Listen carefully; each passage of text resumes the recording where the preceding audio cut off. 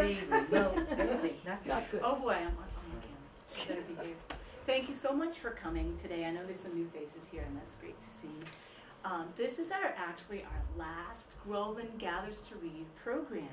This is the culminating event, and we're really excited about it, and we're glad that you're here. I'd like to introduce author David Fisk. He is a researcher, writer, librarian, genealogist, and I'm sure he can tell you a little bit more about himself and do a better job of it than I, but he has written a new biography about Solomon Northup, and he had a couple of co-authors, and he's here to tell you about his book, and hopefully maybe he can even, I don't know if he's had some dealings with some of the people that were involved with the movie, but maybe he can tell us a little bit about that. So please welcome David Fisk.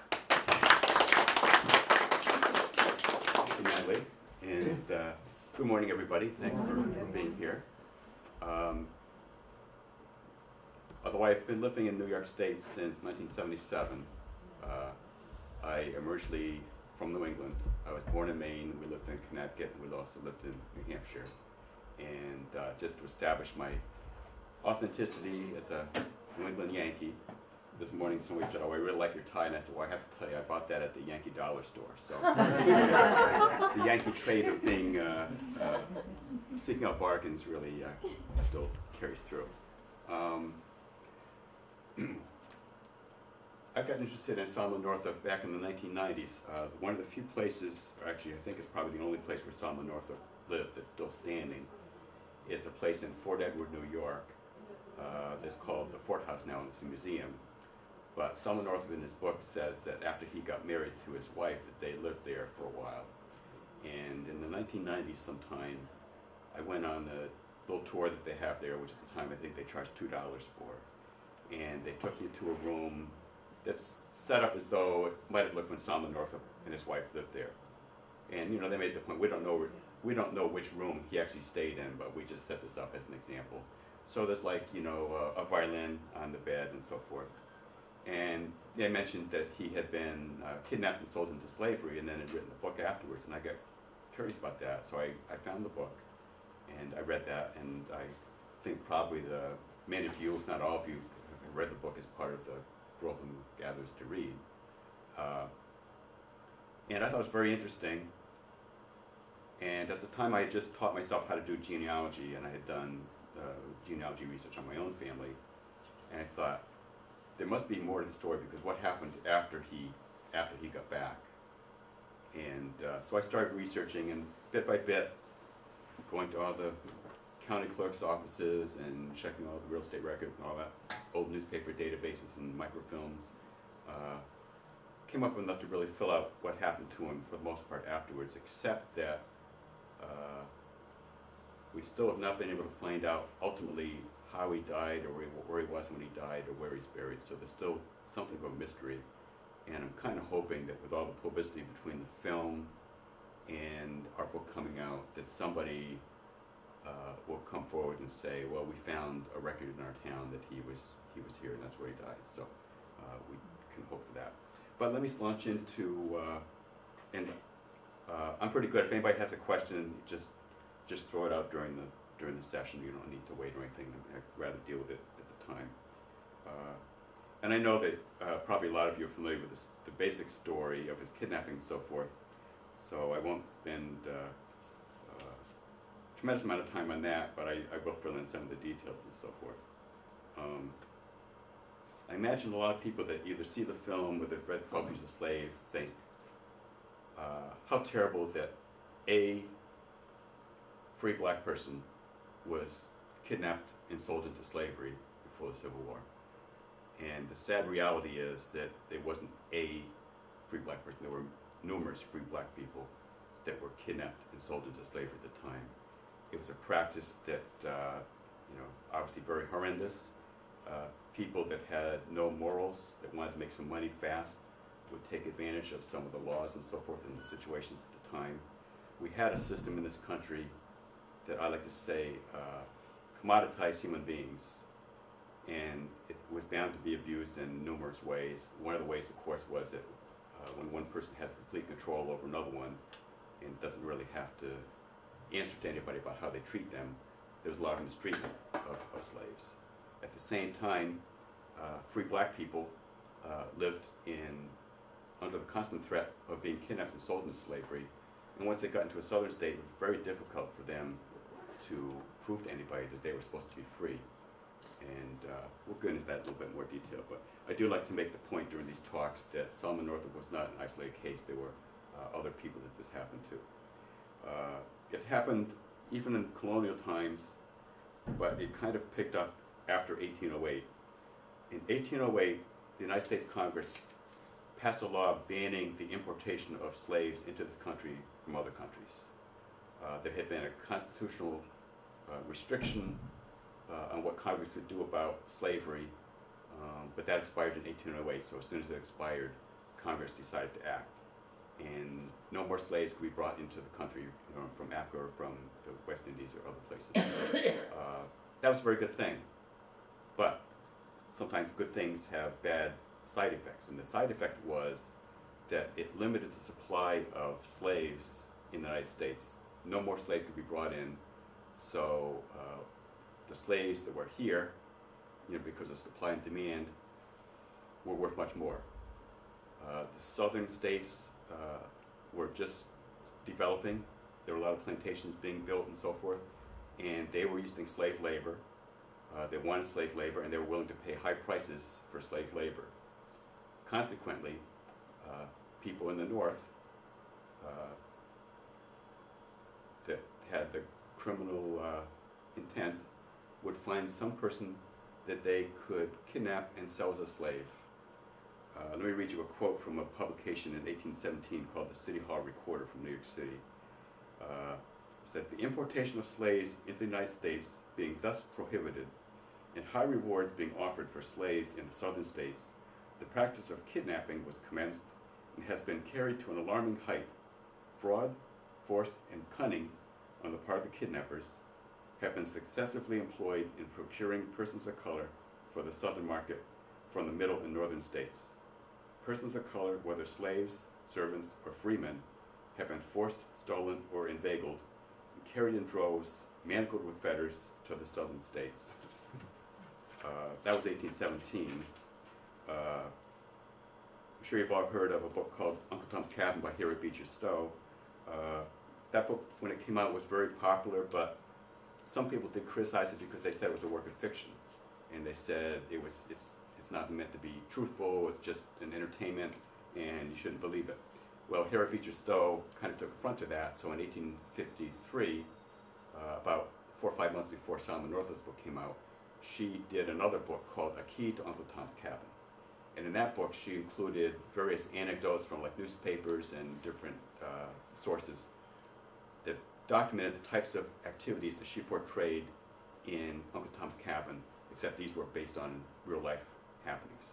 And she included in there a description of Solomon Northup's case because it had been written up in the New York Times, and she used the description from that. She even had a whole chapter in that book on kidnapping, so it was common enough that she could document these kidnappings. And in that book she said, "Around the slave trader are continually passing and repassing men and women who would be worth to him thousands of dollars in the way of trade, who belong to a class whose rights nobody respects, and who, if reduced to slavery, could not easily make their word good against him. The probability is that hundreds of free men and women and children were all the time being precipitated into slavery in this way." So this was a problem beyond just Solomon Northup. And what I do need somebody that's near the laptop, if you can just click on the image here to go to the next image. Sure. Nope. Okay, well, yeah, let me just, I wanted to show you now. Okay. yeah, Mm-hmm. yeah, and, yeah, when, Oh, each time if you can just Click make the sure the mouse. mouse is on there, it has to be right on the picture, and then it'll go to the next one. Okay, You're the closest one, if that's okay. okay. All right, thank you. Oh, it says Yahoo. I have a question. Yes. Lots of times in fiction more than other kinds of places, they show a very casual attitude towards killing slaves. Well, it seemed to me, if they're worth thousands of dollars, that there'd be people who would step in and say, don't do that, you're... Right. That's some people have argued that, and there's one woman that did a lot of research on Solomon Northup's life when he was a slave in Louisiana, and she tends to be a little bit more defensive of some of the slave owners and said, well, they wouldn't have been mistreated the way that Solomon Northup said, and they wouldn't have been misfed and everything because they were valuable property. But the fact of the matter is, you know, you have all these different slave narratives, and people say, yes, we were mistreated, and we were beaten, and we didn't get much food, and we didn't get much sleep. So I think I would need to see more instances where, you know, they were treated well compared to the ones that they were not treated well. But at the same time, we have to remember that, at least over my way, and I'm sure over here too, every day there's something in the news about somebody who was mistreating animals or horses, you know, animals that are of value to them, and they don't feed them well, or they don't keep them in a clean environment and so forth, and yet this is property to them, and they're abusing them. So, and I think part of it too also is that just human nature. You have someone who has complete control of another person, and it brings out all their bad side, because if they get in a bad mood to decide that they're going to take it out on this slave that is indeed property to them, they don't stop and think that, well, I'm affecting my valuable property here. You just take it out as an emotional response. Have you seen the movie, The 12 Years a Slave? Yes. I was thinking of it in the context of when I forget the character, but he was going to lynch, and the slave driver stopped him. Right. And people I talked to said, "Oh, he must have been nicer than you thought." But I think that's what I'm thinking in the context. He stopped him from killing him because he realized it'd be a financial burden to the guy he worked. Yeah, that was a factor, and I'll kind of get to that in time. So, okay, now this is an illustration of someone who was forcibly kidnapped. His name was Peter John Lee, and this illustration happened in Westchester County in New York State. They tricked him basically. One man came up, offered to shake his hand, and Mr. Lee, you know, obviously reached his hand out. And when he did that, the other man came up behind him and grabbed him, and you can see they gagged him and tied him up. They claimed that he was a fugitive slave, and they were just returning him to Virginia. And although there was some evidence of that, later on his wife said that no, he wasn't a fugitive slave. He had been a free person in the state of Virginia, but Virginia had harassed him so much, along with the other free people, because they felt that they might help the slaves escape and things like that. So they kind of would try to do things to encourage people to just leave the area. But he was so harassed that he came to Connecticut in New York State. So there's some question about it. But as you can imagine, if there were other people around and they saw something like this happen, you know, there was a lot of feeling against slavery in the northern states, and somebody was bound to do something against it, or to report it to the authorities, or, you know, somehow intervene. So what the kidnappers realized was it was easier to just talk somebody into leaving with them, often on the pretense of having work for them. Now this is a quote from the newspaper in Canada called the Provincial Freeman. It's actually from after Solomon Northup was rescued, so it mentions him. But this is in Canada, remember, where there's no slavery at all. Many free-colored persons, men, women, and children, are annually sold into hopeless slavery from having been kidnapped, or by arrangement made with the victims themselves, to enter service at a distance from their homes. From travelers south, we hear of kidnapped children from Philadelphia and other cities, in the slave pens of Baltimore and other slave trading towns. Read the captivity of Solomon Northup, a free man who entered into just such an arrangement as colored citizens of Toronto are now asked to do, and who has to lament 12 years of captivity, all the result of listening to fair offers of excellent pay and easy position from rogues. So even in Canada, you know, there were kidnappers that were looking for somebody to trick and say, oh, if you just go with me to Ohio or Pennsylvania or someplace. And the person would say, well, you know, Ohio's a free state, that's safe enough. And they wouldn't think twice about it. And then once they got away from their home area and they didn't have friends and family that knew them that could, you know, help prove that they were free, they would get, you know, end up in a slave state. And by then, you know, there was nobody who wanted to listen to them. And that's, of course, what happened to Selma Northup. And Charlie, if you could reach over and just click on that image. Great.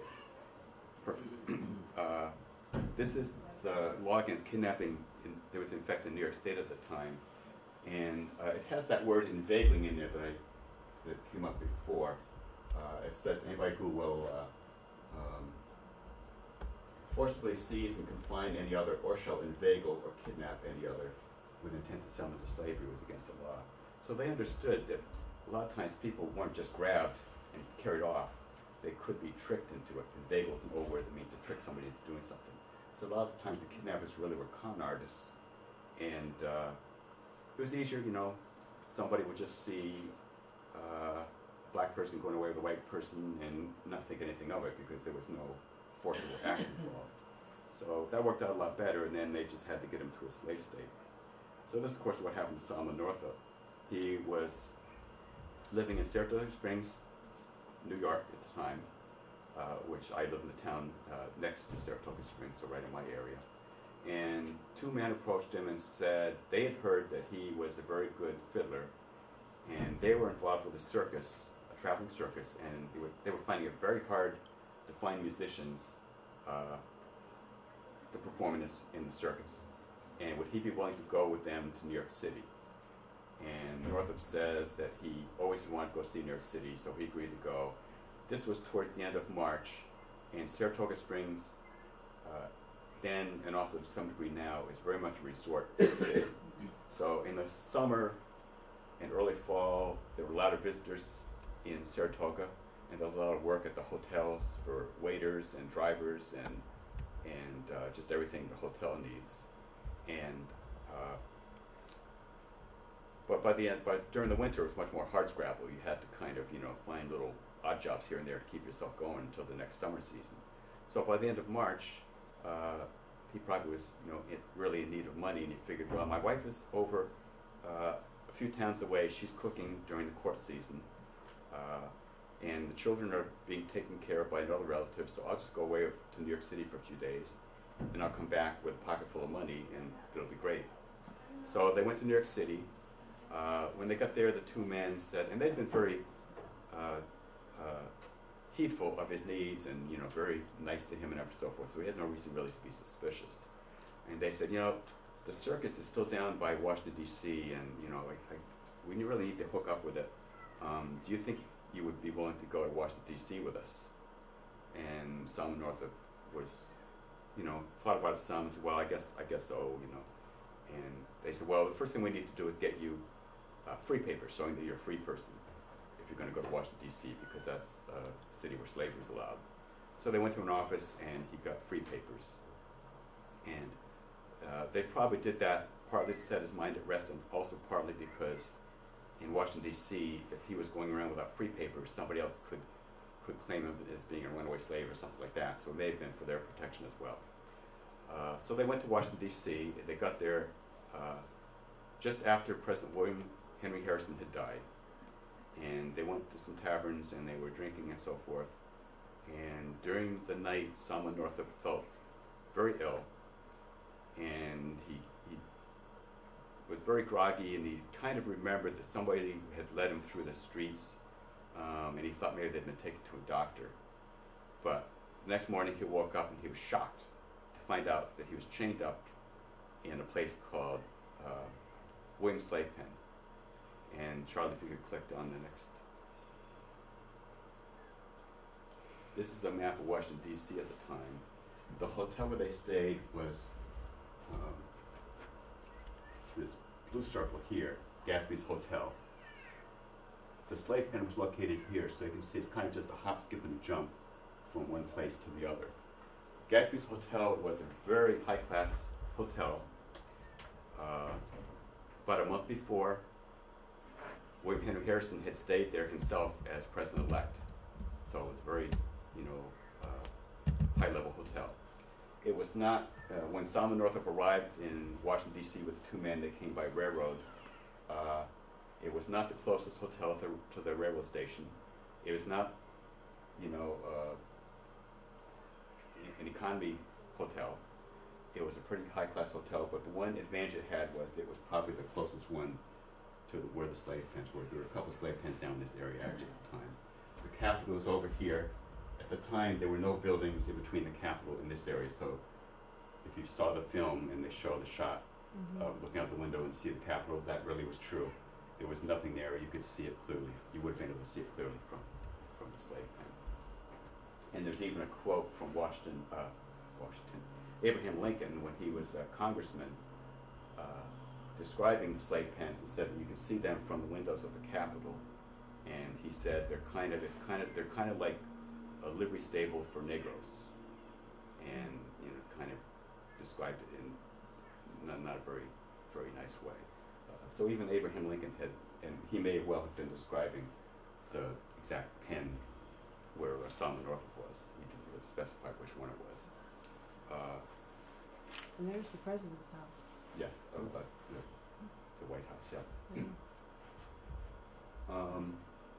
So Northup, of course, protested that he shouldn't be held because he was a free man, and every time he did, he got beaten. So after a few sessions, he decided, this isn't going to work, so I better just keep my mouth shut, and somehow a better opportunity will come up to escape because, I can't take these beatings anymore.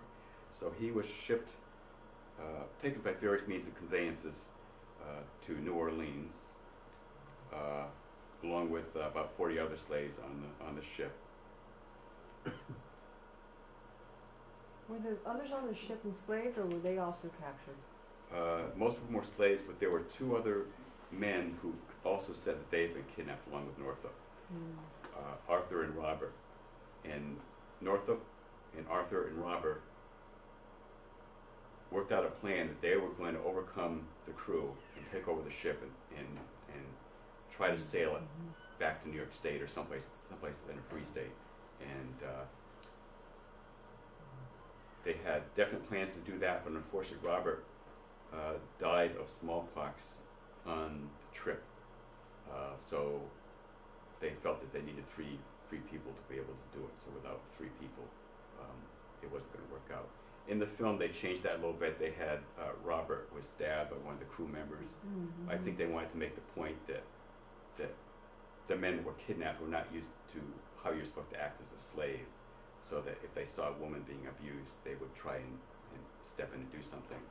And when you're a slave, you had to just watch things happen. And you see in a lot of the state narratives, they talk about how they had to stand by as children and watch their mothers being beaten and so forth like that, and they couldn't say anything because if they did, the hickory would be turned on them.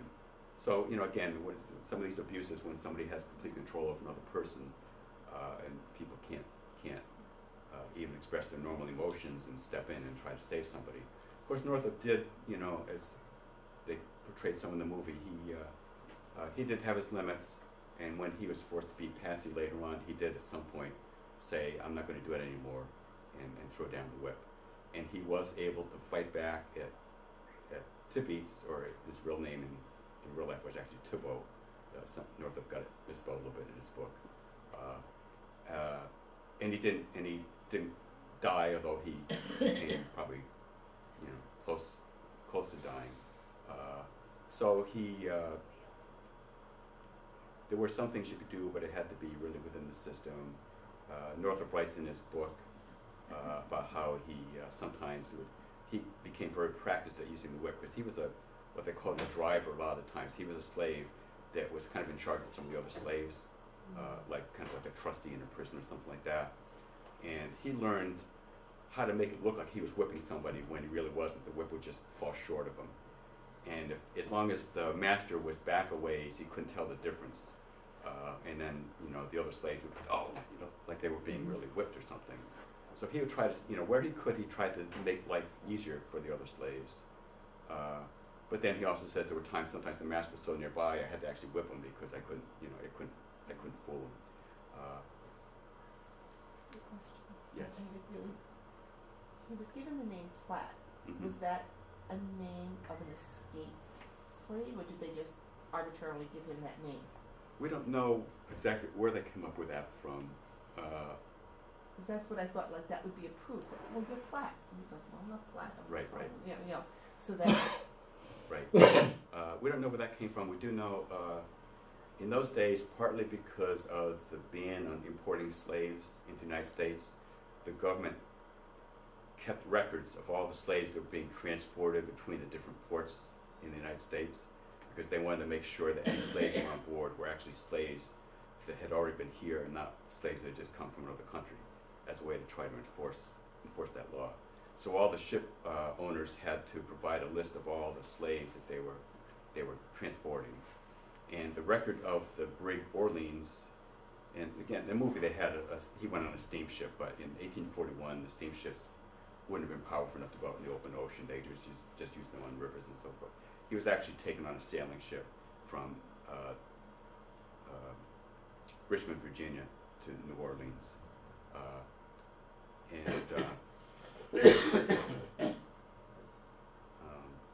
I've got my train of thought.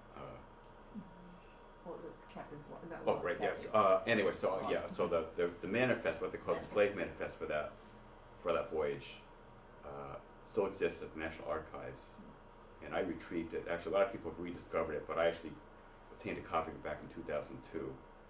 But other people now are touting that they were the ones that found it, but it's not news to me. We do have in the book we have a reproduction of the part that shows some. So there's first of all there's a number of slaves there with names that match up with the people that Solomon Northup talks about. He doesn't list everybody, but there's enough overlap with what he says in his book that that he was actually on that ship. And there's a person there called Platt Hamilton. So that would probably be him. Now, one of the men that had lured him away from Saratoga Springs told Northup that his last name was Hamilton. So that's probably where the Hamilton came from, because he had told the slave trader that Solomon Northup was a slave that belonged to his family. But the Platt part we don't really know. I haven't seen a lot of other slaves named Platt. I don't really know where they came up with that from. But you're right, when he got to New Orleans, on the board of the ship he had been called steward because he was kind of in charge of getting the food ready for the other slaves and so forth. So they just nicknamed him steward. So when he got to New Orleans, he didn't know his name was supposed to be Platt because nobody ever told him that. So, and they do show in the movie he doesn't answer and he gets in trouble. Why didn't you come forward? I called your name.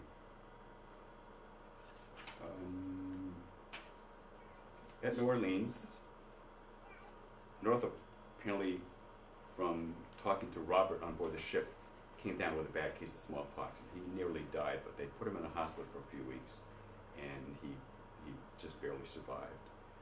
After he recovered, and Charlie, if you could do the honors there. Okay.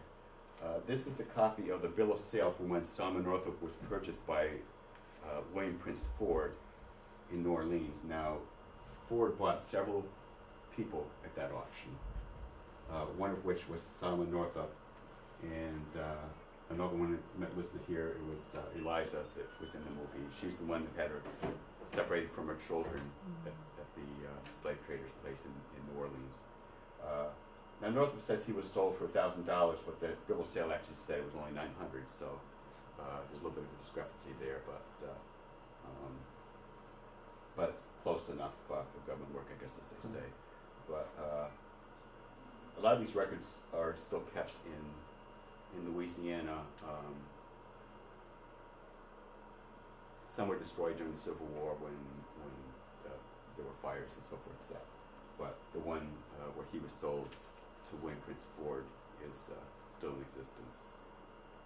Now, Northup has a lot of good things to say about Ford. He basically says he was really a very nice man, but his vision was clouded about slavery because he had grown up with slavery.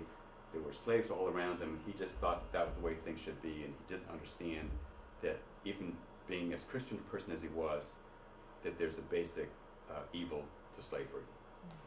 But other than that, he said Ford treated the slaves very well. He didn't beat them and so forth, and he really supported Solomon Northup because Solomon Northup found a way to transport some materials on a river instead of overland to save his master some money. And even though there were some white people at the time that said that couldn't be done, Northup, because when he was in the north, had done rafting on the Champlain Canal, realized that it could be done, and he was turned out to be successful. In the movie, they make it look a little bit more like Ford is a little bit two-faced about slavery, and they also misrepresent and show that Northup told him that he was actually a free man and so forth. Northup never told anybody in Louisiana that he was his whole story about being free and stuff because he was afraid that would get him in trouble more, and he didn't even dare to tell any of the other slaves because he's afraid that maybe a slip of the lip will betray me sometime. And he knew that probably if anybody found out he was a slave, he would be sold someplace even further away, even more remote than where he was. And where he was pretty remote, so he probably would have ended up in Texas or someplace like that. There was even less law enforcement or whatever, then so he would have no chance to escape. However, Mr. Ford had a financial setback, and he had to sell some of his slaves, including Solomon Northup. And he sold Solomon to a man named, as I say, in real life, Thibault. Solomon Northup in his book gives the name as Tibeats, and in the movie they use the same name as because they based it on Solomon Northup's book. But his name was really John M. Thibault. And he was younger than Solomon Northup. Apparently very insecure. I think he felt threatened because he realized that Solomon Northup probably knew more even about carpentry than he did. And consequently, he found fault with just about everything that Solomon Northup did. If Solomon Northup was supposed to put shingles on a house, he would criticize how he did it. And if he used nails, he would tell him he used the wrong size nails and so forth. And Solomon Northup, during this whole time he was a slave, always kept a very strong feeling of self. And he knew that he was actually an intelligent person. He could do all kinds of stuff. And it just seemed to set him off that Thibault was criticizing him when he hadn't done anything wrong. And Thibault was going to give him a whipping, and Solomon Northup realized that, first of all, he hadn't been whipped by Ford at all, so he hadn't really been beaten since the slave pen of Washington, and that he didn't deserve it. And he just couldn't stand it, so he grabbed the whip away and he started to whip Thibault instead, and had kind of a scrap. And there was another time when they got into a fight, and Thibault came at him with an axe, and Northup managed to get the axe away from him and throw it off into the woods, and then they kind of tussled. And that time, Solomon Northup ran away, and that's when he had a big trip through the swamps and everything. They didn't show that part in the movie, but anyway, Thibault did. He didn't quite have. He had a noose around Northup's neck. He brought some friends with him to help him, and they were going to lynch him. In the movie, they have Northup standing there just almost dangling from the tree. They just wanted to show that he was in peril. He actually was standing in the hot sun and had been told not to move at all. The overseer for the plantation where he was doing work with Thibault saw that Thibault and his friends were about to, hang Northup, and he came out with pistols in both hands, and basically said, the next person that lays a hand on that slave is going to be a dead man. So they all got scared, and they kind of ran off. And then he told Solomon Northup not to move from that spot, and he sent another slave to go get William Prince Ford, who came to kind of help resolve the situation. Now, when Ford had sold Northup to Thibault didn't have the full purchase price. So Ford held a mortgage on Solomon Northup as a slave. He still owed him like $400, I think it was. So they reminded Thibault that, you didn't pay me all the money for that slave. If you kill him, I'm going to want my money back because he's my collateral. So, you know, one of the oddities of the whole slavery system was the way that the value of the slaves came into it. In this case, it was good for Solomon Northup because they helped to save his life. But there's other times when people would like to have freed their slaves, but they just couldn't bear the financial loss of getting of losing the value of the slave. So instead, they would sell them and things like that. So, you know, putting basically a price on somebody's head as a slave led to its own share of abuses. But in this case, it worked in Solomon Northup's favor. Now, Ford at some point had a talk with Thibault. He said, you know, you're not going about this the right way. You've got to treat these people well, and they'll work harder for you, and, you know, you won't have as many problems, and you're going about this the wrong way. And he said, it's obvious that you and Solomon Northup cannot get, or Platt, I should say, cannot get along.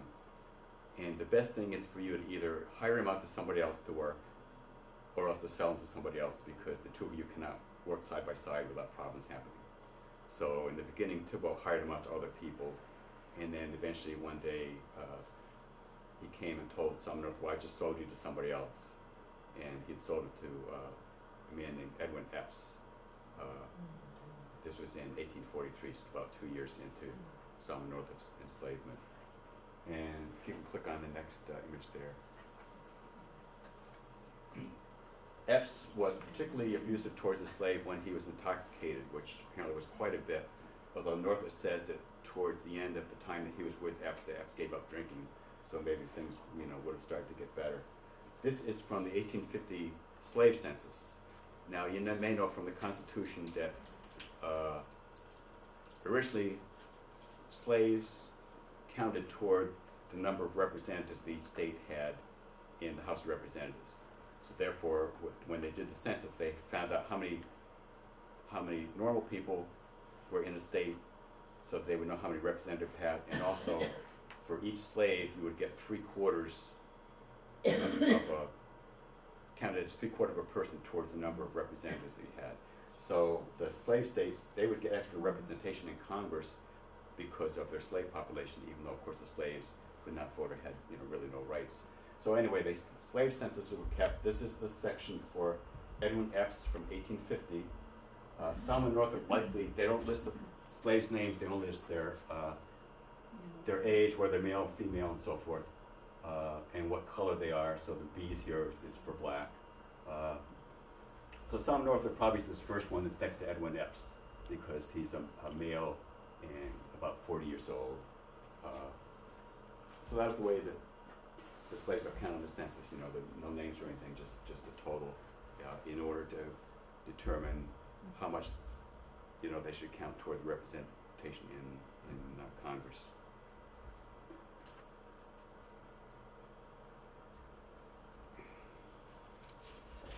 Epps had a certain streak of cruelty, and sometimes he did things, you know, that didn't make any sense and just, you know, attacked somebody for no particular reason.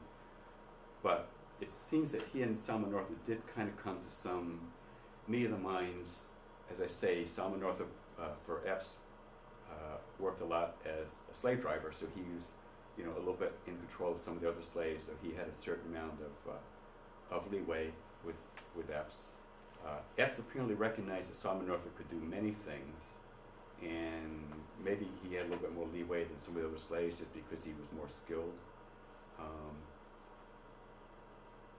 In the film, they show that William Prince Ford was the man that gave Solomon Northup a violin, but actually, in Solomon Northup's book, he said it was Epps that procured a violin for him because Epps' wife had heard that Solomon Platt could play the violin, and said, next time you go to New Orleans, can you see if you can find a violin for Platt?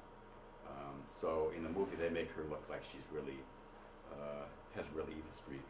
And Northup in his book says she was really a very nice lady, except she had this one problem with Patsy, because she was so jealous that her husband was having this sexual affair with Patsy, and she couldn't stand it, and it just ate her up. The jealousy just ate her up. And she really mistreated Patsy more than anybody else, and that's why Patsy gets that terrible beating, both in the book and in the film. But other than that, he said she was really a pretty nice lady.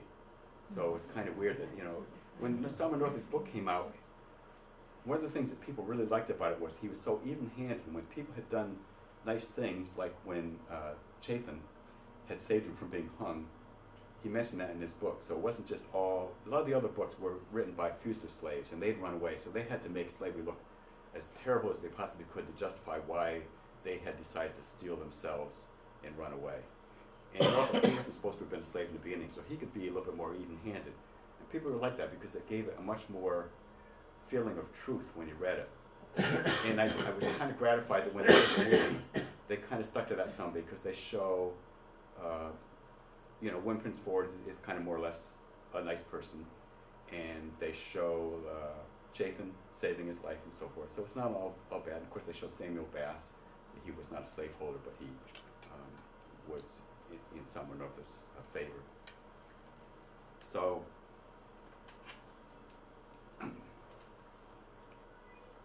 Northup had always thought about how he could escape, and he was always waiting for a chance. When he did write one letter on board the ship on the way to New Orleans, he secretly wrote a letter. One of the sailors agreed that he would mail it from New Orleans. And that letter did reach Henry B. Northup, who was an attorney and who had been a boyhood friend of Solomon Northup. Solomon Northup's father had originally been a slave to one of the Northup family, but he had been liberated as a provision in that person's will. And Henry B. Northup was like a great nephew of the man who had liberated Solomon Northup's father. So they had a family connection, more or less, and they had known each other since they were boys. And he got a letter, but it just said, "I'm on my way to New Orleans," and although they tried to act on it, they said, well, we can't just go to Louisiana and search the whole state for one person. We don't know where he's going to end up, because at New Orleans he'd probably be sold to who knows, you know, to who knows what area. So they said, well, let's wait and we'll get another letter. And then, you know, they didn't really get one. So Northup had tried different things to escape. He secretly made his own ink, and he managed to commandeer a piece of paper when he was sent to the store one time to get various supplies, including some paper. He managed to secrete one piece for himself. So he wrote up a letter secretly. There was a white man who was working on the plantation, on Epps' plantation, alongside the slaves. Apparently he had a problem with drinking and things like that, so he was reduced to working alongside the slaves. And Northup thought if he offered the man a bribe, that maybe he would be willing to go and mail the letter for him to the post office. The slaves, their communication with the outside world was extremely limited. They could not just go to the post office without having some kind of a pass from their master saying that they were supposed to be there. So Northup knew he couldn't mail a letter, but he thought if I offer this guy a little bit of money, maybe he'll mail it for me. So the man said he would. And then the next thing Solomon Northup knows, Epps comes into his cabin and says, "Oh, I heard I've got a learned slave here that knows that writes letters and stuff." So Northup realized he was in trouble, so he talked his way out of it. Said, "Well, don't you understand?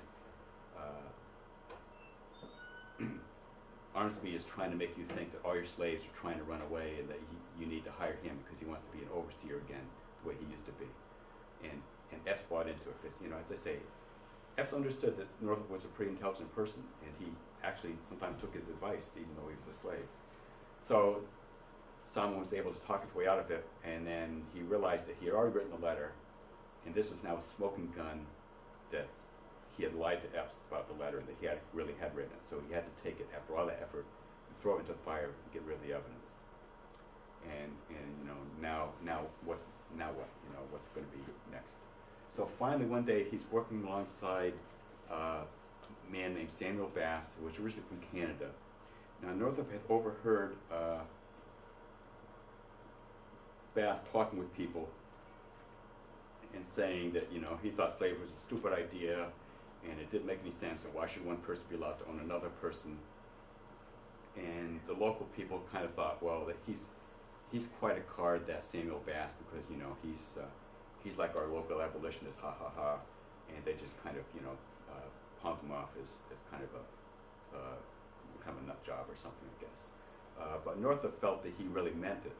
So they're working side by side, and Northup had a chance to talk to him. And he asked to kind of start off the conversation, because normally a slave was not supposed to talk to a white person unless they had already been addressed, or unless they had, you know, some specific question. So Solomon Northup got up his courage and asked Bass where he was from. And Bass says, well, originally I'm from Canada. It's someplace you never heard of. And Solomon Northup said, well, no, I've been to Canada, because when he used to do rafting on Champlain Canal, he would also go up to Lake Champlain. He had been up to Canada. And he named different towns in Canada where he had been. And Bass realized that, well, this guy's actually been there. And Solomon Northup felt he could unload his story on Bass. And Bass thought it was terrible what had happened, and decided that he was going to help him. And the way they thought would be best was that Samuel Bass would write out letters on behalf of Solomon Northup. And Solomon Northup gave him some names of people back in Saratoga to write to that probably would still be alive, that would still know him. And they also wrote to the office in New York City where Solomon Northup's free papers had been obtained, hoping that they could send down confirmation of his free status. Nothing was ever heard from that, so probably got lost in the New York City bureaucracy or something. One of the letters was sent to a man who had run a hotel where Solomon Northup had worked. But unfortunately, that man had taken ill, and he had gone to Cuba to try to recover his health, and he died about 4 months after the letters were sent. And by the time the letter would have gotten forwarded and stuff, he probably never got it, and if he did, he died shortly after that, so we couldn't do anything about it. But the third letter went to a storekeeper in Saratoga Springs. And there are still descendants of the storekeeper in Saratoga Springs now. They're pretty proud that their ancestor had a role in this whole story. And he got one of the letters and apparently sent it on to Anne, Northup's wife. By this time, she had relocated to Glens Falls, which is about 20 miles or so north of Saratoga. She was working in a hotel there. But she and her family had moved up there while Solomon Northup was a slave. And eventually the letter made its way to Henry B. Northup. One change they made in the movie, just to avoid, I think, complication of having too many people with the same name Northup, is they had the storekeeper go to Louisiana, Mr. Parker, to rescue Solomon Northup. And in fact, it was Henry B. Northup, the attorney, who went. So, and Charlie, if you can click one. This is not kind of a dark image here, but this is Henry B. Northup. He was an attorney, and he knew that in New York State there was a law that said that if anybody should learn of a citizen of New York State who had been kidnapped and sold into slavery, that the governor could appoint someone to go and find that person and bring them back to New York State. The law actually had been passed in 1840, and it was named a law to more effectually protect citizens from kidnapping, which made it sound like, you know, the basic laws were not enough. So this way, a person could be rescued. So Henry B. Northup put together all kinds of affidavits from people in the area where Solomon Northup had grown up, and put it together and took it to the governor of New York State, whose name was Washington Hunt. And he said, yes, you go to Louisiana, and we'll pay all the expenses and so forth, and I'll give you this paperwork that says you're acting on behalf of the state. So Henry B. Northup went to Louisiana. And actually, if you click one more, they have this is the law providing for the governor to appoint somebody as an agent to go and retrieve a kidnapped citizen. Henry B. Northup went to Louisiana. Without too much trouble, he found out what plantation Northup was on. Of course, Northup had a different name, as you noted, so you couldn't just go around asking for Solomon Northup because nobody would know by that name. But eventually they found Samuel Bass, and first he was a little bit defensive. He didn't know why people were asking about things, and Henry B. Northup said, no, look, I'm in earnest, and I want to help this man, and I have good reason to believe that you wrote those letters, or you wrote the letter that I saw, and please tell us where he is. So Samuel Bass realized that they were on the up and up, so he said, okay, you'll find him on the Epps plantation, and he's called Platt there. So now they knew where it was, so they had to go. They were afraid that word was starting to leak out why Henry B. Northup was there. They were afraid that Epps would hide away Solomon Northup or Platt somewhere where nobody could find him, or basically sell them to somebody else or stuff like that. So they went to a local judge and they got an order for the sheriff to take possession of Solomon Northup until his free status could be, ascertained. So they went to the plantation. The sheriff went out and talked to Solomon Northup. They brought him in from the field, and he had gotten answers to questions that only the real Solomon Northup would know from Henry B. Northup, and said, "What's your wife's name? What's your children's names?" And so forth, and some questions. And Solomon Northup answered all the questions correctly, and he realized it was the right person. So they took him away. Epps was very unhappy because he was losing a lot of monetary value from losing Solomon Northup. And also, as I say, Solomon Northup could do a lot for him that the other slaves couldn't do. So he kind of hated to see him go. And he said that if he had known why they were coming, he would have hidden Solomon Northup away somewhere where nobody could find him, because he wouldn't give him up easily. They did go to a judge the next day, and Epps had an attorney, but the attorney looked at all the paperwork that Henry B. Northup had brought with him, and he told Epps, "The paperwork they've got is so solid, you cannot possibly win. All you're going to do is spend money on my fees. It's a waste of money for you. Just give them up." And Epps hated to do it, but he felt he had no choice. It was, a case he couldn't possibly win. So Henry B. Northup and Solomon proceeded together back towards New York State, but they stopped over in Washington, D.C., and they found the slave trader who had purchased Solomon Northup and had put him in the slave pen, and who had visited him there and given him a beating in the slave pen. He was still in Washington, D.C.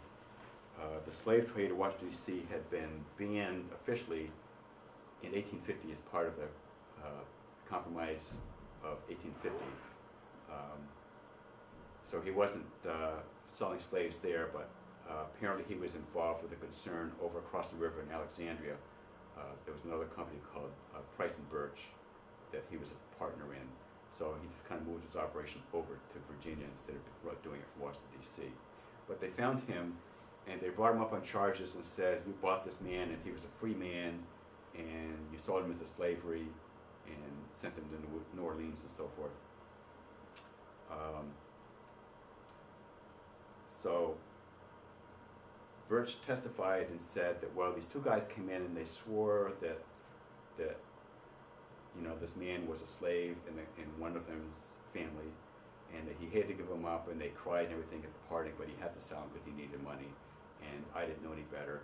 And we had a person who was one of his assistants in the slave trade who testified and said basically the same thing, so they probably had kind of worked out their story. And in court in Washington, D.C. at the time, a black person was not allowed to testify against a white person. So Solomon Northup could not testify, so he couldn't tell his side of the story. And although they did send some officers over to Birch's office to bring back some of his paperwork from 1841, they could not find a bill of sale for 1841 for a man meeting Solomon Northup's description. So Birch apparently had conveniently not bothered to record this in his records, which gives you an indication that he probably realized there was something wrong with the deal at the time. So anyway, the case was basically dismissed. There were charges at the time in some of the newspapers that, well, Solomon Northup really had cooperated in allowing himself to be kidnapped, and he was going to share some of the proceeds of his sale. He figured he would escape from slavery, and that he would go find the guys and make them cough up his share of the money.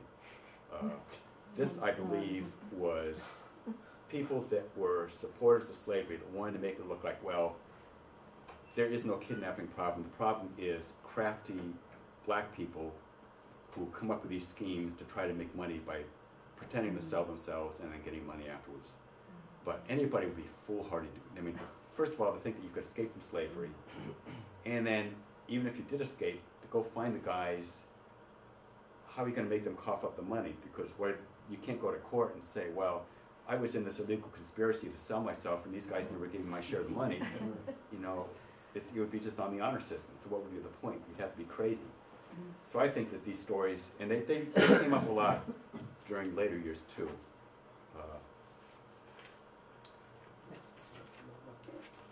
Anyway, finally he was able to return home to his family. As I say, they had moved to Glens Falls, New York by this time. His wife was working as a cook at a hotel there. Solomon Northup, I was very happy that he was released. His family was happy that he was home.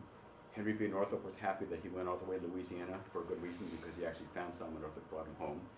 Another man, and Charlie, if you can click on the next, that was extremely happy. And as I always say, he doesn't look happy here, but believe me, he was happy. His name is Victory Birdseye. He had been a member of the New York State Assembly in 1840, and he was the one that came up with the idea for the agent law, the law that the person would be appointed as an agent to go and rescue kidnapped New York State citizen. And it was signed by Governor Seward, who was the governor at that time. He was, of course, a very anti-slavery person. But Victory Birdseye, he died about 8 months after Solomon Northup's return, but he did hear about it, and in one of his obituaries it said, "Never did his benevolent countenance beam with a higher joy. Never did words escape his lips that partook so much of self-gratulation as when he learned that in virtue of that law, Mr. Solomon Northup had been brought back to freedom and his family."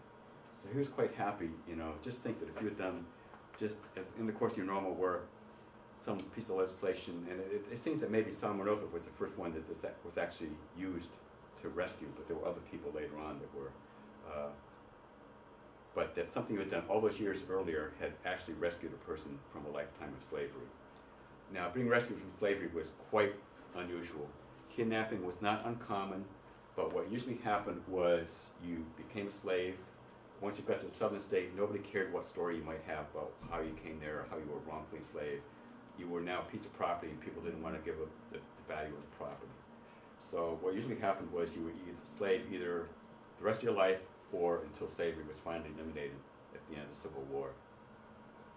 As an example, a soldier from the Union troops who was in Alabama during the Civil War noted that among the various slaves that would come flocking to the Union troops when they came to any particular area, there was one man who was 76 years old, born in the North and a free man, had been kidnapped at the age of 15, had been held in slavery 63 years.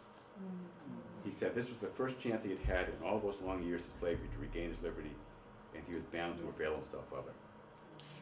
He had heard that under the Emancipation Proclamation that he was supposed to be free, but he didn't feel like he should wait for some government officer to come out and tell him he was free, so he decided to, you know, hook up with the Union troops and get their protection to finally become free.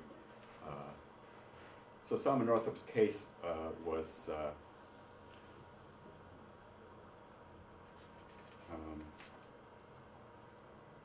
of a lot of interest, and Charlie, I think we're set to go to another image here. It was written up in on the front page of the New York Times, so it got a lot of attention.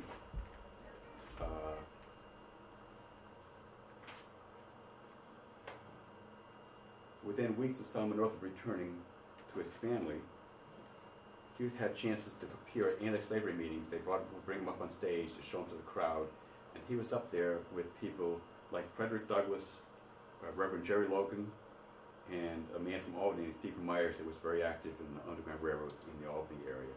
So just imagine, beginning of January 1853, he had still been a slave in Louisiana, figured he had almost no hope of getting free. And by the first week in February, he's up on stage with people like Frederick Douglass. You know, what a change. People really were quite interested in the story. At some point, he got hooked up with this man, David Wilson. He was an attorney, but he also dabbled in writing. He'd written a historical book, and he was really more interested in writing for the most part than being an attorney. So we don't know exactly how they worked together. A lot of it probably was Solomon Northup just relating his story to David Wilson, who would write it up in a more formal prose and so forth. But Wilson does say in the introduction that he wrote to 12 Years a Slave that Solomon Northup reviewed the manuscript and would insist on changing any minor inaccuracy that had gotten in there.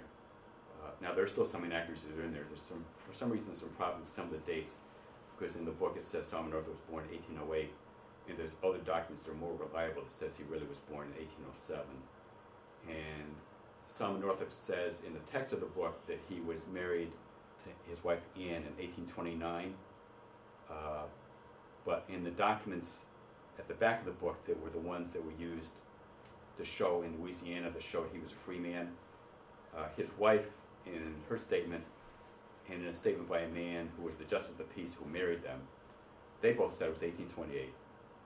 And so I wonder if Solomon Northup was the first man to inaccurately remember his anniversary date. Put it right. Put it right, yeah. But anyway, there's little things like that. Some of the names are misspelled, but people that have looked at his life in Louisiana really have verified so much of what was in his book. So anyway, within really a fairly short time, Solomon Northup did not get back to New York State till about the third week in January 1853. And in July of 1853, the book came out, and you click on next. Thank you. And this was the title page of the book. Now, the illustration that you see of Solomon Northup everywhere comes from what was printed in his book. As far as we know, it was the only portrait of Northup that was ever done. Some people think that there might be photographs, but this was a period in the 1850s when Northup came back that photography did not come on largely in the United States. It was being used in European countries, but in the United States we were still using doing tintypes and daguerreotypes that didn't reproduce that well. So whereas photographs could be printed on paper, so it was much more flexible. But anyway, so far nobody has found any other portrait other than the one you see every place is Solomon Northup. A friend of mine is not crazy about it, and I'm not either, because she says it shows that it's like his slave portrait, because they had him dress up in like his plantation suit like he would have when he was a slave. And he's kind of sitting on a barrel, and it's on the cover. I tried to get the publisher not to use that on our book, because as I say, I'm not a big fan of it. But they said, well, if it's a biography of the man, how can you not have his picture on the cover? So, but he kind of looks a little bit forlorn there, and he looks like a slave. So it would be nice if anybody ever had a photograph of him taken later on when he was dressed up in a nice suit or something like that. But so far, nobody's ever come up with anything. But no one would believe that if they saw him in a nice suit on there, that he could have been a slave. Right. Yeah. So they were looking for sales. In the book, they dedicated to Harriet Beecher Stowe, and they mentioned in her book, A Key to Uncle Tom's Cabin. And then once her book came out, they added to the dedication. They added an actual quote from her book in the later editions of 12 Years a Slave about Solomon Northup's kidnapping. They wanted to tie it in with somebody who had been very much a best-selling authoress. His book actually did pretty well. It didn't do as well as Uncle Tom's Cabin, which was just a phenomenal bestseller of the time. But it was among the bestsellers. One example I like to give of how well people liked the book. I doubt it was a bestseller in the South. In the South, well, you didn't see a lot of reports about it. I did see one thing that said somebody would buy one copy and they would pass it on to other people to read so that they wouldn't increase the sales that much. But let me just see how I'm doing on time. Oh, pretty good. One indication how people didn't just sit on the coffee table to impress the neighbors. They actually read it, and some of the copies I've had of the original editions, those like 4 or 5 different family members have written their names on the front, because I think they pass it on from one person to the next to read. Once in a while you can find an original copy that's in pristine condition, but usually they're pretty beat up because the books were really read a lot. During the Civil War, when some soldiers from the North would go to the southern states, they would remember places from Solomon Northup's book, and they would seek them out, like in Louisiana. They would find the Epps plantation, and somebody even found Epps himself and talked to him. And he admitted that, yes, Platt, he was pretty smart for a slave, and he says most of what was in his book is true too. So even Edwin Epps agreed that the book was pretty factual. Which means what? Yeah. Right, he had seen it. He probably took some objection to the way he was portrayed because Sam Northup basically says he's the face of evil, but he said, I mean, that's probably the part he didn't think was factual, but the rest of it he said was pretty factual. You know what bothers me though, and I mean, so Epps lost the money. But all those, I mean, all he did was, it was like he bought stolen goods that he didn't know were stolen goods. Right. Like, I wish they could have gone, because he was out, he wasn't really rich. Yeah. I mean, Right, he yeah, had well, plantations. he saw, he only had like 8 or 10 slaves there. Right. He wasn't, I kind of it's feel a- sorry for him, I know that Yeah. sounds weird. well, But, you know. he was a small, basically a small businessman, and he had to be very careful with his plantation because he didn't have hundreds of slaves working there, and he had to, economize as much as he could, Right. and really, he was kind of shrewd as a businessman. But a couple of things in the movie they portray, in a Hollywood way. In the beginning, they show Solomon Northup is giving like this big concert, and everybody's like, "Oh, it's the esteemed Solomon Northup." Well, he used to play at country dances and things like that in the North. He never says he performed at any of the hotels in Saratoga, and he's pretty boastful in this book for the most part. So I think he would have said that if he had. But he says he drove a carriage in Saratoga. He did some work on a railroad that came into town. He did, different odd jobs and so forth. So fiddling was just one of the things that he had done during his life. He wasn't like this concert violinist or anything like that. But I think the movie thought what makes it a better story if he's like this exalted violinist and then even he can be kidnapped.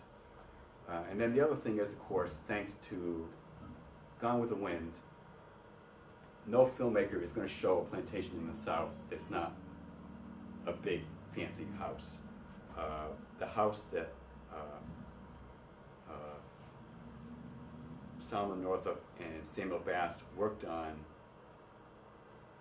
in Louisiana has been preserved all these years. It's became very dilapidated and almost got destroyed in a hurricane one time, and it's been relocated a couple times, but now it's being preserved and it's on the college campus actually.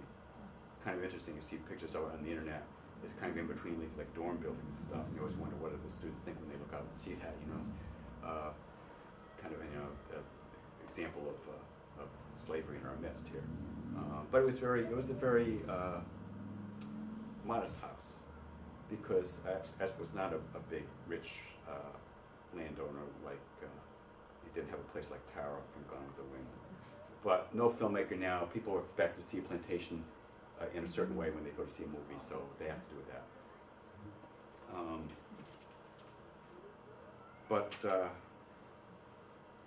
On the other hand, Epps got like 10 years worth of service out of Solomon Northup, and as I say, Solomon Northup had It more. does sound terrible, but I said, No, now looking at how I it's- said that didn't come out right. Well, but it was a factor because a lot of times and I have another lecture I do sometimes about other people that were kidnapped, and one of the reasons that kidnapping worked so well is that when somebody got south, if an owner got wind that the person they owned was not really supposed to be a slave,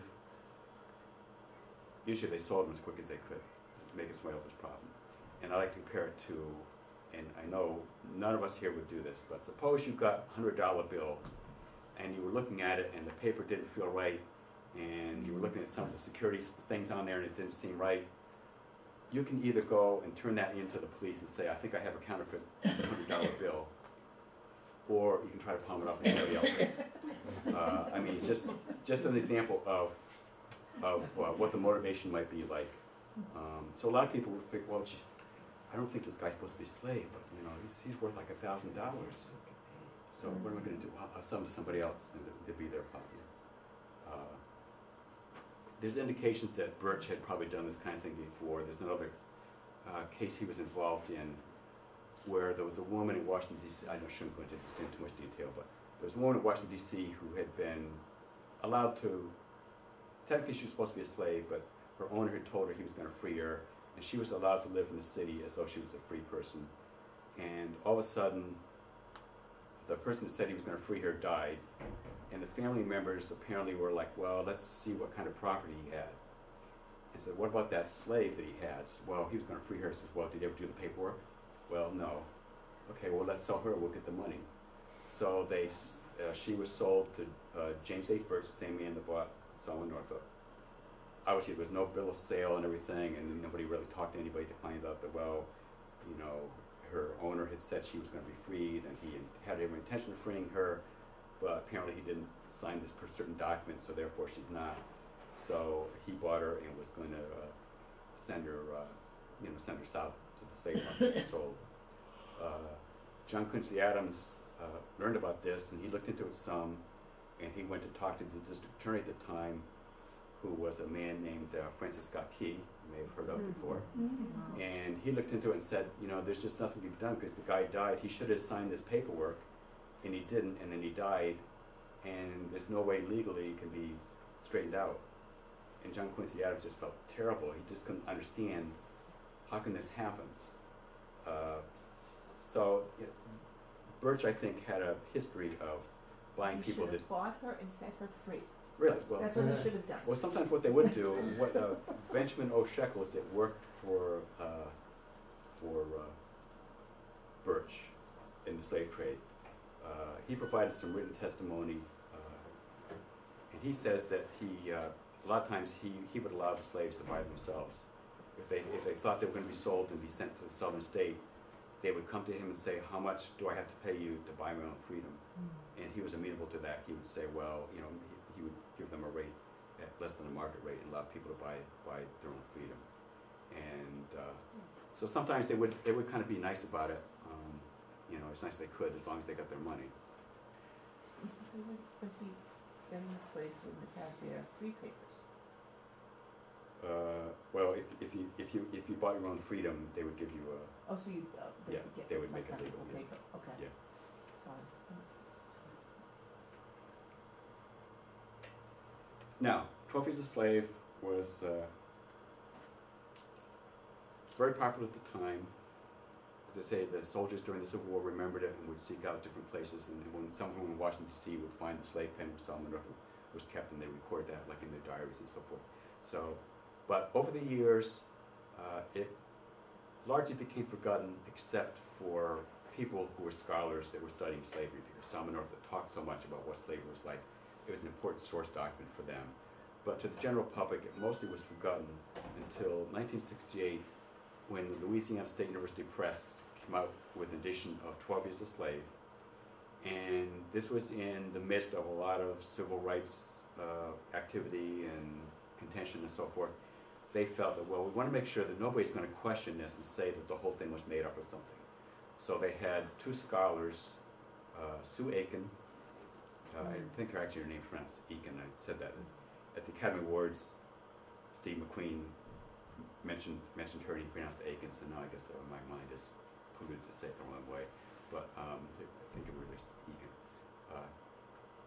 And Joseph Logston, who was a professor, got together and they went through the slave, and in footnotes they documented as much things that Northup mentioned that actually happened. So if he mentioned a certain person in Louisiana when he was there, they would look up and find out, yes, the person did exist, and they lived in that area, and here's the background on them.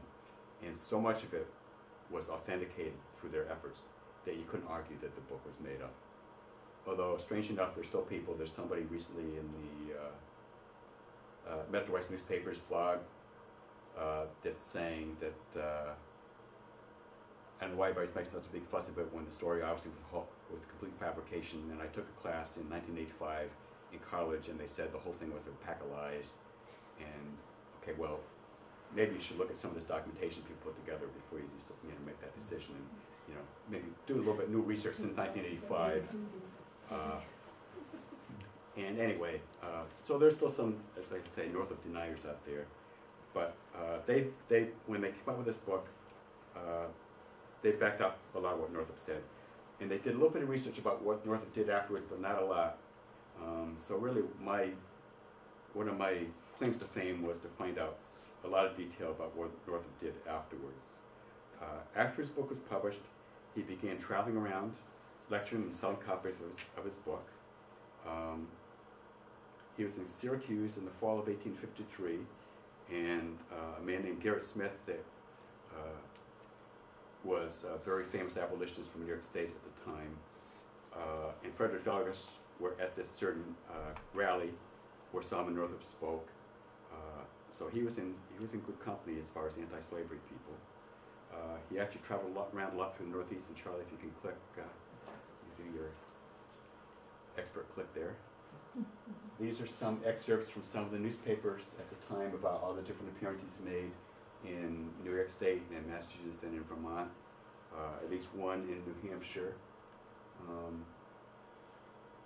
Boston several times. He did in Worcester quite a bit, so not too far from this area. What were his lectures like? Well, somebody describing a talk he gave in Buffalo, New York, wrote this. Last night I had the pleasure of hearing Solomon Northup. His story is full of romantic interest and painful adventures and gives us clear an insight to the practical workings and beauties of American slavery. Northup tells his story in plain and candid language and intermingles it with flashes of genuine wit. It is a sure treat to hear him give some hazardous adventure with so much sang-froid that the audience is completely enraptured and the house brought down. Now, it probably sounds strange to hear somebody mention the beauties of slavery, but as I say, at the time, Northup did tell what few positive things that happened to him as a slave. He mentioned in his book. And one of the most notable things in that respect was the Christmas celebration that the slaves had, where all the plantation owners in the area, every year they would rotate it. Somebody put on a big feast for the slaves, and the slave didn't have to work for 3 or 5 days, and they were allowed to go around between all the different plantations and visit their friends and relatives without having to have passes and so forth. And it was the one time of the year that they looked forward to. And they really would dance and party, and Northup would play his violin and everything. And so, little things like that were in his book, because he wasn't just setting out to say slavery is wicked and terrible and, everybody should just rise up in arms and get rid of it. He said, and he even says in the introduction to his book, this is slavery as I experienced it. You make up your own mind, basically, he says. Here's what the facts of it are. You read my book and you think about it and you see do what you think is right. So he wasn't trying to necessarily tell people how to think, but he was trying to lead them to think in the right way. And that was very powerful at the time. People really appreciated that approach. There was a version of his play in 1854 in Syracuse, New York, where Solomon Northup apparently played himself on stage. He may not have been as great an actor as he was a speaker, because the play really didn't do very well. It traveled around to a couple nearby cities, but it just kind of was a basically financial flop. Not long after this, a man by the name of Thaddeus St. John, who lived in the county next to Saratoga County, so not far from where Solomon Northup had been lured from, had read 12 Years a Slave. And parts of that story really struck a bell with him, because he had gone on a trip to Washington, D.C. in 1841. And he was in Washington, D.C. at the time that President Harrison's funeral had taken place. And he recalled these years later that on the way to Washington, he saw 2 men that he knew from his area. And they had a black man with them. And he started to talk to one of the men, and he was kind of, oh, don't use our real names, because they had given Solomon Northup fake names they didn't want him to hear. He saw the men in Baltimore. He also saw them at Gadsby's Hotel in Washington, D.C., and Solomon Northup was with them. Of course, he didn't know who he was. It happened that a few days later, when he left Washington, D.C., he saw the 2 men again on a boat and on a train on the way back to New York State. They had fresh haircuts. They were freshly shaven. They'd gone to, had money to go to a barber. They had on brand new clothing. They had jewelry. They had one of them had a cane with a gold head on it. They were boasting about how much money they had. And he was kind of kidding with them and said, and they didn't have the black man with them anymore. He was kind of kidding, well, you guys must have been up to something. I'll have to watch the papers and watch for any thefts and stuff, because you must have, I don't know how you came into this much money. And they kind of said, well, we wanted gambling or something. And he teased one of the men and said, oh, you're not smart enough to win any money against the Southern gamblers, so you must have been up to something. And it's kind of a running gag after that, because one of the men later on opened a barber shop near where St. John lived. So he would see him sometimes, and he would tease him about that trip to Washington, D.C. And he hadn't thought that much about it until he read 12 Years a Slave. He realized, I think these are the two guys. So he contacted the authorities, and Solomon Northup went over to where the man lived, and he met him in a hotel there.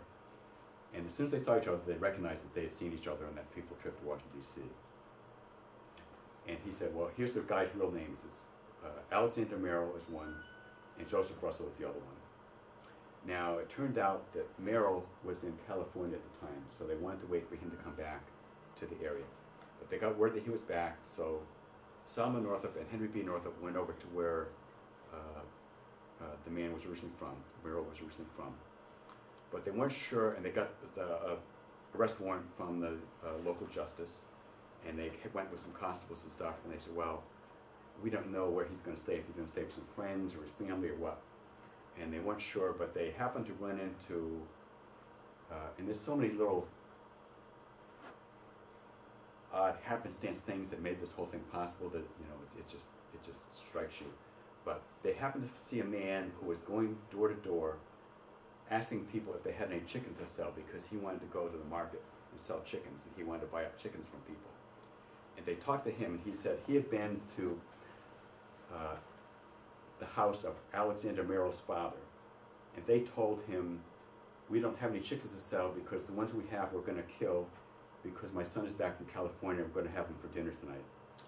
That's where he is. So they went to the door, and Merrill's father answered the door, and they said, is Alexander here? He said, well, he's still in bed. This is just after dawn. He's still in bed. I'll go get him. No. They're afraid he'd get tipped off. They had like 5 guys with them. They had heard that Merrill was kind of a desperate fellow. So they came in force.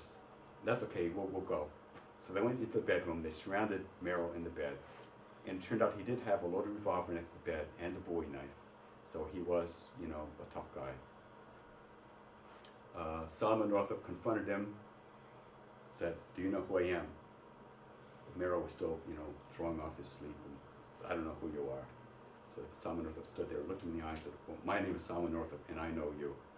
So they put him in handcuffs, took him to jail.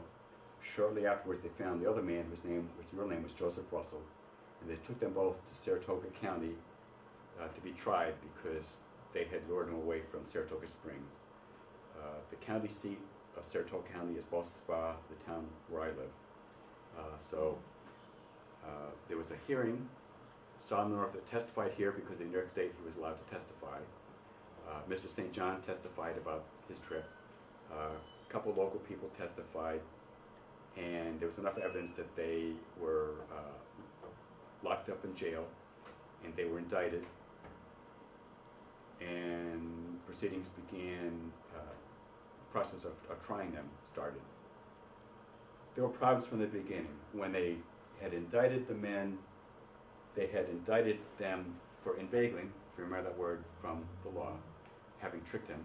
But they also indicted them for having sold Solomon Northup as a slave. That didn't happen in New York State. That happened in Washington, D.C. That was where they sold it. So right away, the defense counsel said, well, you've got jurisdictional problems here. He wasn't sold in New York State. You can't charge him with that. You can't charge them with that. And then the prosecutor says, well, no, there's reasons that it should be valid. And there were different appeals done. At the same time, the defense counsel, by this time, Solomon Northup's book was out. And Northup describes in his book the proceedings in Washington, D.C., where the slave trader had said that as far as he knew, Solomon Northup was a valid slave, and that's why he had purchased him. So they said, we want to write to Washington, D.C. and get testimony, get written statements from these guys there. So they had to work up a list of questions between the prosecutors and the defense attorneys and send it down to Washington, D.C., and have the two men write out their answers and then send it back. So all these things took time. So in February 1855, about 7 months after they had been arrested, Merrill and Russell were released on bail, so they were out free. After not quite 3 years from when they were originally apprehended, the district attorney just dropped the case without giving any reason for it. Now, the district attorney had been newly elected. He was a Democrat. That's not a party that at the time was particularly anti-slavery. It wasn't his case. The previous district attorney had brought the case. He maybe just didn't care that much about it. This was after the Dred Scott decision by the Supreme Court, the United States Supreme Court, that said basically no black person in the United States has any standing in the federal courts. So some of the state prosecutors in the states may have figured that, well, if they don't have standing in the federal courts, why should they have standing here? Maybe they just figured this didn't go in our favor as far as trying to prosecute this case. It could have been a factor that Solomon Northup was traveling around so much at this time, he maybe wasn't always available to come to court to testify. That may have been a factor, we don't really know. They didn't say at the time. In the absence of any reason being given, some of the newspapers again brought up that story that Solomon Northup had conspired to allow himself to be kidnapped and sell himself as a slave, with the idea being that he would share in the money afterwards. So this surfaced again. It surfaced again around 1900 when Alexander Merrill died. It started showing up in newspapers in the area where he lived. And I think some of his friends or family members may have wanted to try to clear up his reputation and brought back these stories from years ago. But as far as I can tell, and have been able to find out, there was never anything to it. Anybody would be completely out of their mind to think that such a thing was going to work. That you were going to just, maybe if you were a slave in Maryland to Delaware, yes, you could run across the state line. But to go to Washington, D.C. in 1841, which at the time, sadly, was one of the biggest slave trading cities in the whole country. Washington, D.C. is where you took people to be traded. And if you really wanted to make more money, you sent them to New Orleans, because that was, where you could make even more money. So from Washington, D.C., people were routinely sent to New Orleans. To think that you were going to escape once you got into the heart of slave territory, and not only that you would escape, but they would go find those two guys and make them cough up the money, it's just preposterous. You'd have to be crazy. But anyway, this was repeated in some of the newspapers again after this trial was dismissed. Now, Solomon Northup, let's say, was still lecturing a lot. Oh, you can click the headline here of one of the accounts of the trial of the kidnappers. You may have seen the New York Times apologized recently for having misspelled Solomon Northup's name back in 1853. The newspapers often spelled his name wrong, and in the 19th century, people didn't worry that much about spelling. Even in my own family Bible, there's writing by a certain family member who sometimes spelled his name Fisk with an E and sometimes without the E. People just didn't take spelling that seriously back then. But anyway, the New York Times decided to finally issue a correction to their story from 1853. Northup also had started a civil suit. You can click on the next image there, please. This is some of the paperwork that's on file still in Saratoga County. Solomon Northup versus Alexander Merrill and Joseph Russell. He tried to recover money from them for the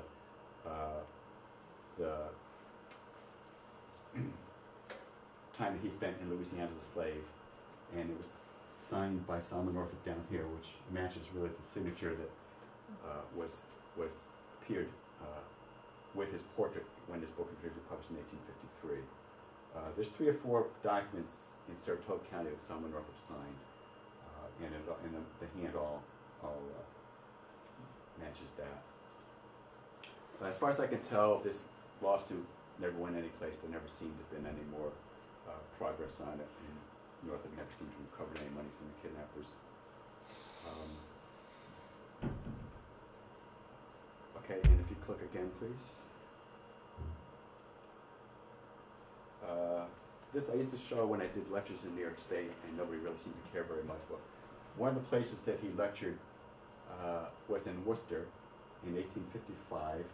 And this mentions that the Honorable Henry Wilson, our new senator, lectured there at the City Hall on Friday evening, and that Solomon Northup spoke on Saturday evening.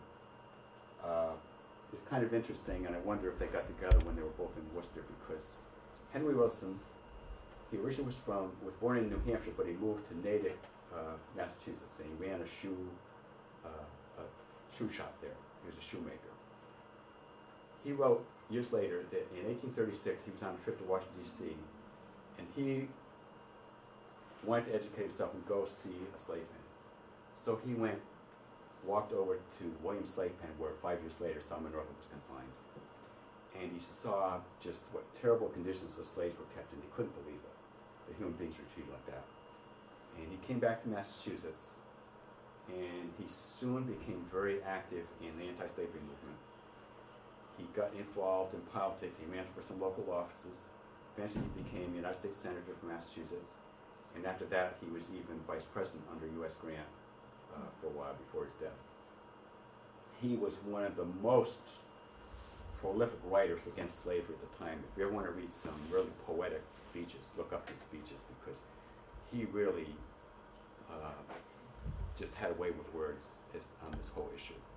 He was also the one that eventually was able to finally get slavery banned in the District of Columbia.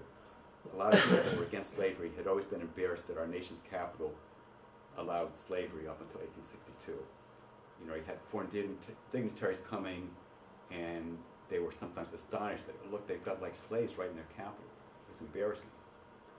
But anyway, so he had been inspired by having seen Williams Slave Pen, where 5 years later Solomon Northup was confined, to become an anti-slavery activist. And they both appeared in Worcester the same weekend, and I wonder if maybe they got together or not. I've never seen anything, but you have to wonder. In addition to speaking, and you can click on the next image there. When he was in Glens Falls, this is from the 1855 New York State Census. It shows a lot of detail about people. Here's Solomon Northup here, and his wife Anne, and their son Alonzo. His daughter Margaret is buried to Philip Stanton. They're all living in Philip Stanton's household in Glens Falls. Kind of interesting here is Alonzo Northup, his son, later on served in the United States Colored Troops during the Civil War. Charles Stanton, who was Philip Stanton's son by a previous marriage, so he was basically the stepson of Solomon Northup's daughter, Margaret. He actually served in Massachusetts 54th, and he was at the attack on Fort Wagner, and he was shot with a musket ball. I should say mini ball. Mini ball is much more potent than a musket ball. And he was wounded, and he was taken to a Confederate prisoner of war camp, and he died about 18 months later of disease, I think, according to the military records. So two people in Northup's household fought in the Civil War, which I think is kind of interesting. Okay, and if you click on the next, now this is a little bit better image than being on the slave census from 1850, at least that's everybody's name. He also did another version of his play that was called The Free Slave. We know that there are posters that the American Antiquarian Society in Worcester has that is presented in Worcester at Brindley Hall. And there's another poster, it doesn't say where it's going to be, it said it's going to be held at the town hall, but it probably was in Fitchburg because at the bottom of the poster it says it was printed by a certain printer in Fitchburg. And I think it was performed in other areas, and I just recently saw one that was performed in Lowell, and also I think in Vermont. So apparently they had a version of his book done as a play. In this case, Solomon Northup did not play himself. There was another actor identified as playing him. But Northup was involved with it, and I think it just cut off here. If you could just use the little down arrow key to go to scroll down just a tad. he would be at the door to meet people on the way in. So he gave up acting, but he was there so people could see him as he draw. Apparently, this group of actors was maybe not the most respectable group he could have gotten involved with. If you click on the next picture, there were some reports in newspapers for merchants to beware of this group of traveling actors because they had a reputation of skipping out without paying their bills, like at hotels or for printing establishments. So there were a number of items in newspapers in Massachusetts saying, watch out for these guys because they get them to pay up front if they come to your town. There was also, in December 1856, there was an article in the St. Albans, Vermont newspaper. Apparently something similar to the free slave play. And it said that they really could not recommend that anybody go to see it. It said, during the performance last night, some of the actors had become intoxicated and a fist fight broke out. And it wasn't really something, it was supposed to be a moral exhibition, but there was nothing moral about it. I don't recommend people go to see this. And then it said at the very end, it said, someone Northup left town the next day. So I kind of hoped that maybe he was getting embarrassed by this group he was hooked up with. But anyway, it was kind of a rowdy group, I guess. When I mentioned this one time before, a person who was involved some in local theater over in New York State, and I came to this part of the presentation. He said, nothing ever changes, you know. He could just see that, you know, I guess in his work on the theater that, you know, things are kind of loose. The last time that Solomon Northup was mentioned in a newspaper was at a lecture he was supposed to give in a place called Streetsville, Canada. It's outside Toronto. And if you click, please. He was going to give a speech, but a crowd formed and protested, and they didn't want to have him talk. And this particular article was mentioned in a lot of different articles in newspapers around the country. Of course, in the southern papers, they really built it up because they said, oh, look, even the Canadians don't like, you know, to have these black people come around. So they really played up for their own purposes. And sometimes it mentions that, you know, there are different epithets that were used by the crowd.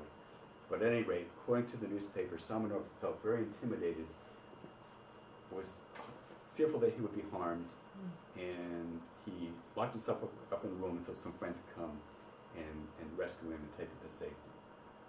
After that, there were no more newspaper accounts I've ever been able to find of Solomon Northup. Excuse me, what paper did you say that was from? This was, well, this one I forget which one exactly. This was. I'm curious why they called him a fugitive slave. Exactly. Yeah. Well, that happened a lot. They often confused him with fugitive slaves just because there were more fugitive slaves around than there were rescued people. But he's often identified actually as a fugitive slave, even though he wasn't. And there's even books where about fugitive slaves include him, even though he technically wasn't.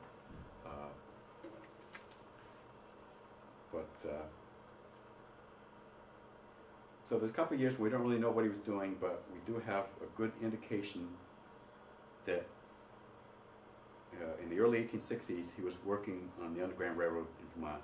And if you could click, please, Charlie. This is a letter that was written by a man named John R. Smith in the 1930s. He wrote this for a man who was doing a book about the Underground Railroad in Vermont. He actually wrote two letters.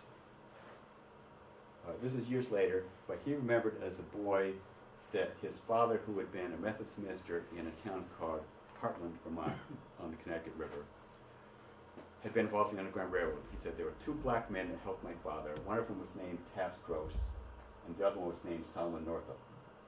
And he gives a little bit of information about these two men. And the information about Solomon Northup, first of all, he's a little bit mixed up. He says that Northup had been enslaved in South Carolina, and it should have been Louisiana. And he says he came back to Massachusetts when really he came back to New York. So he got a few things mixed up.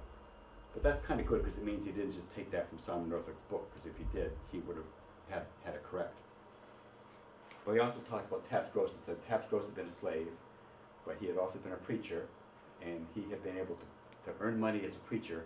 His master had been not that comfortable being a slave owner, and he told Taps Gross that you can earn money as a preacher, and when you get enough money, I'll let you buy your freedom. So Taps Gross had done that, and he had bought later on the freedom of his family members as well, and somebody else that he knew that he had known as a slave. So the minister's son mentioned that in some of the letters, and really, pretty close to what turns out to be true about Taps Gross, except that Taps Gross did not have a best-selling book written about him in the 1850s. So this man wouldn't have known about Taps Gross unless he had actually known him as a boy. So I'm very inclined to believe the letters. His father was a member of the Anti-Slavery Committee by the Methodist Episcopal Church at the time, so he was very known to have anti-slavery feelings. He probably would have been involved in the Underground Railroad. The son also wrote that Solomon Northup had gone to visit his father after the emancipation, which means that sometime after January 1st, 1863, Solomon Northup had gone back to visit from wherever he was living at the time, had gone back to visit Reverend Smith, and probably to celebrate this great thing that the Emancipation Proclamation had issued. And that's the last mention in any kind of documents or newspaper stories or anything that I've ever found of Solomon Northup. There are some reports, and if you click one more time, please. I think this is just, well, this is Reverend Smith, and okay, in a little description of him. You click one more time. I forgot I had that one in there. When his wife died, some of the nurses of her death mentioned her famous husband and said that he had traveled around and kind of made a nuisance of himself until he became a worthless vagabond, it said. And there were a couple of other articles that made it sound like, that Northup had resorted to drink and stuff. There was some report that he had become a slave again, been kidnapped again. I tend to discount those because some of them are at times that I know he was going around speaking, so that I know isn't true. So I guess I have two theories. Either that he, by the time of the Civil War, there was no demand for somebody to go around lecturing about slavery because we were fighting a war over it. So his way of earning a living kind of gone out the window. And maybe he wasn't able to adapt, and maybe everything caught up with him after all the misery from being a slave and then traveling around and having all these things happen. Maybe he just finally lost it. There were no antidepressant medications then. If you were depressed, you just hit the bottle. He admits in his own book that he drank in Washington, D.C. There was a court case in Saratoga County in the 1830s when somebody who had hired him to do a job dismissed him from the job because he said he showed up drunk. And some of the other people that were involved with this contract said, well, Northup had been drinking, but he wasn't what you call drunk. Kind of backed him up. So that's one sad possibility, is that maybe he just finally lost it, traveled around, just staying in cheap hotels where nobody really knew who he was. One morning died, and they just took him out to the local potter's field and buried him without understanding who he was. The other possibility is that maybe he pulled himself together and somehow got involved in some other activity. The Civil War was going on at the time. You kind of have to wonder, as I said, two members of his family were fighting in the Civil War. If he had his act together, would he just sit around and watch? Or would he somehow had tried to do something? Never found any evidence of it. I don't know if you can ever find any evidence that he did something like that. There's a book about espionage in the Civil War that mentions that there were a number of African Americans that were spies for the Union troops. That's a possibility. I don't know. Would you ever find evidence of that? I don't know. But given all the adventures that Solomon Northup had and the way he was so organized and methodical about things, if he had his act together, I like to think that somehow he got involved there. but I don't like people to go away saying that he fought in the Civil War, was involved in it. I don't know that. I have no evidence of that. I prefer to think that compared to him thinking of him being holed up with a bottle of whiskey in a cheap hotel someplace. But those are the two most likely things that I think happened. And that pretty much is it. So much. So I do have copies of the book. David will be selling copies of his book after this wraps up, and, Yep. and signing autographs if anybody's interested. Thank you Right. very much. Do you have a website? Yes, I have, it's just Northup.com, and anybody that wants that, this little card has the, Could you talk a bit about his children? Did they do anything to keep his legacy going? May I have a card, please? oh yes.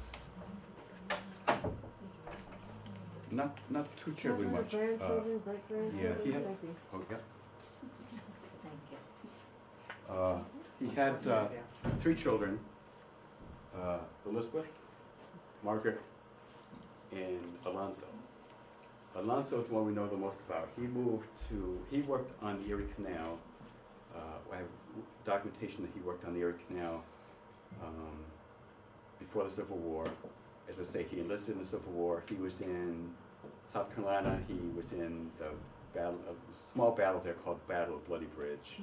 And he was wounded. He mostly was driving wagons around and stuff like that. A lot of times the black soldiers, though some of them were allowed to fight more, originally they mostly were used just to, dig ditches and to take supplies around and stuff like that. But he was in the Civil War. He moved to a town called Weesport in New York State, in central New York State, that's on the Erie Canal. So he probably still worked somehow involved with the canal. He had a lot of children. All the all the descendants that you hear about now trace back to Alonzo one way or another. But he didn't do a lot, as far as I know. When he died, it was mentioned that his father had been the famous Solomon Northup in his obituary and things like that. But as far as I know, it didn't do a lot to, promote the story. Margaret and Philip Stanton, after Anne died in 1876, eventually moved to Washington, D.C., and she died there. And I only found this out in the last couple of years. She died there, and their daughter, Florence, married a black man who had graduated from the Howard University Medical School. He was a physician, and Philip Stanton, Solomon Northup's son-in-law, moved in with them in Norfolk, Virginia, after his wife died, and he lived there for a few years. The granddaughter, Florence, was involved in certain activities promoting African Americans at the time. She would attend some conferences and things like that, but probably not in a real big way. And I never saw anything that she promoted, that her grandfather had been Solomon Northup. So, and then Elizabeth ended up eventually in Rochester, New York, and she got married a second time there. And we know when she died and where she's buried, but I haven't seen anything that, even when she died, her death note didn't say anything about who her father had been. So it just seems like it kind of, maybe it was old hat by that time, or, this was, getting into the early 1900s and so forth, that some of this happened, and the story just wasn't fresh in the minds of people, and maybe it was just kind of forgotten. I know some of the descendants now are trying to do more to promote the story, and they're in the process of setting up a foundation and some other activities, so they're trying to bring it back to life now that the movie has popularized it. My role, it kind of mentioned, just my role in the movie was very limited. I wasn't involved at all in the making of the movie. Afterwards, the marketing people from Fox Searchlight that distributed the film got in contact with me. They had me write up some historical material that they used in their production notes that were distributed when the film was released. I gave them a little bit of advice. They wanted to help locate descendants of Salma Northup because they did some events and so forth with the descendants to help promote the film.